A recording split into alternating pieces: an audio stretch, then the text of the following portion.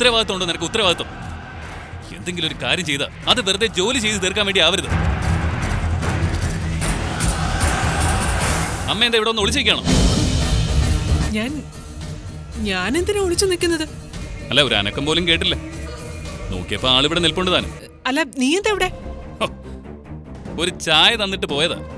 കടുപ്പവും ഇല്ല, മധുരവും ഇല്ല. ഇങ്ങനെ ബാക്കിയുള്ളവരെ ബോധിപ്പിക്കാൻ വേണ്ടി ജോലി ചെയ്യരുതെന്ന് പറയാൻ വന്നതാ. ചായയുടെ കുറ്റം പറയാൻ വേണ്ടി നീ ഇവിടം വരെ വന്ന് ബുദ്ധിമുട്ടനായിരുന്നോ? ചില കാര്യങ്ങള് അന്നേരം തന്നെ പറയണം. പിന്നത്തേക്ക് മാറ്റി വെച്ചാലേ അതിന്റെ ചൂട് കുറയും. പിടിക്ക. എനിക്ക് പോയിട്ടെ 100 കൂട്ടം പണിയുണ്ട്.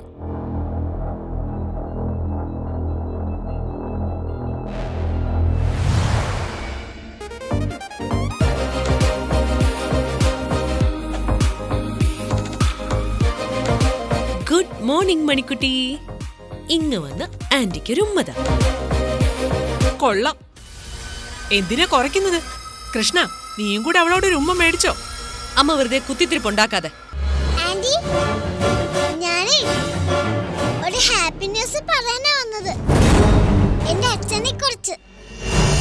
മോളുടെ അച്ഛനെ കുറിച്ചുള്ള എന്ത് ഹാപ്പി ന്യൂസാ പറയാൻ വന്നത്? ആന്റി, ഇന്നലെ ഉണ്ടല്ലോ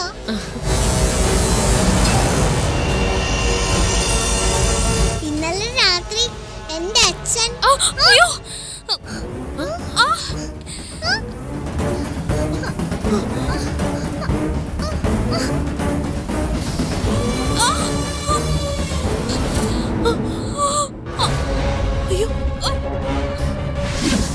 രാധിക, എന്താ പറ്റിയത്? എന്താ പറ്റിയെന്ന്? ഇത് എന്ത് പറ്റിയതാ ഇത്?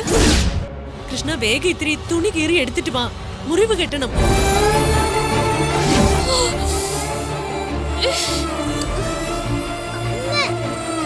കാവ്യ, കെട്ടിക്കൊടുക്ക. അമ്മ,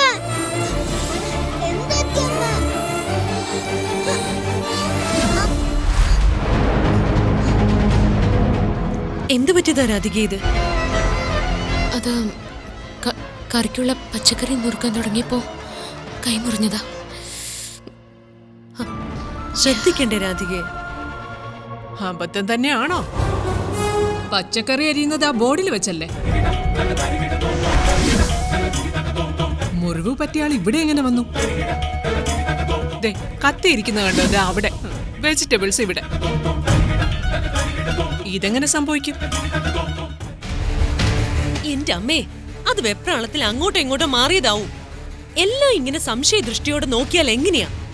സംശയിക്കേണ്ടവരെ സംശയിക്കണം കാവ്യ. പോയി കുറച്ചു നേരം റെസ്റ്റ് എടുക്ക്. ഇവിടെ നിന്നാ ചിലപ്പോ അമ്മ നീ തന്നെ നിന്നെ കൊല്ലാൻ ശ്രമിച്ചതാണെന്ന് വരെ പറഞ്ഞുണ്ടാക്കി കളയും.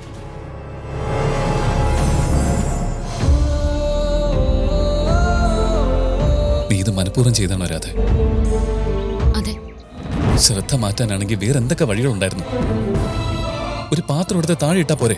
ഒരു ജഗ്ഗോ ഗ്ലാസോ താഴെ ഇട്ട് പൊട്ടിച്ചാ പോരെ? എനിക്കപ്പ അങ്ങനെയാ തോന്നിയത്. 100% വിശ്വസിക്കുന്നോണ്ട് മാത്രം സ്നേഹിക്കുകയും സംരക്ഷിക്കുകയും ചെയ്യുന്നതാ കാവ്യ ഞങ്ങളെ. വിശ്വാസവഞ്ചന കാണിച്ചെന്ന് തെളിഞ്ഞ ഇപ്പൊ ഞാൻ ഏറ്റവും ഭയക്കുന്നത് മരണത്തെ പോലുമല്ല, കാവ്യയാ.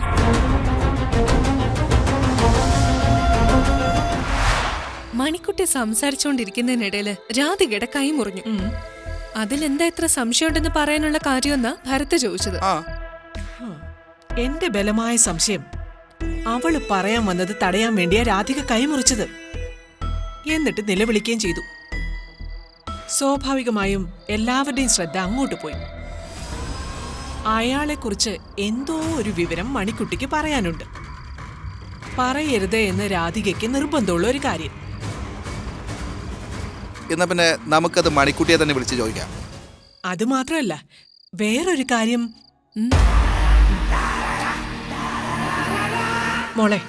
മോള് പോയി മുത്തശ്ശിക്ക് ഒരു ഗ്ലാസ് വെള്ളം എടുത്തോണ്ട് വാ. മുത്തശ്ശി പറഞ്ഞു കഴിഞ്ഞിട്ട് എടുത്തു തന്നാ പോരെ? ചെല്ലേ മോളെ, പോയി എടുത്തു പോ. മോള് പോയിട്ട്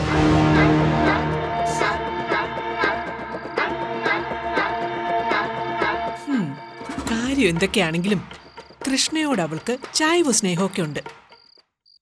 കൃഷ്ണയ്ക്കും രാധികയ്ക്കും ഇടയിൽ എന്തോ ഒരു ചുറ്റിക്കളി നടക്കുന്നുണ്ട്. അത് നമുക്ക് കണ്ടുപിടിക്കണം. അളിയൻ ആള് കൊള്ളാലോ. എന്തായാലും അമ്മ മണിക്കുട്ടിയെ ഒന്ന് വശത്താക്കി. അതിൽ നിന്നും എല്ലാ കാര്യങ്ങൾക്കും ഒരു ഉത്തരം കിട്ടുമെന്നാണ് എനിക്ക് തോന്നുന്നു.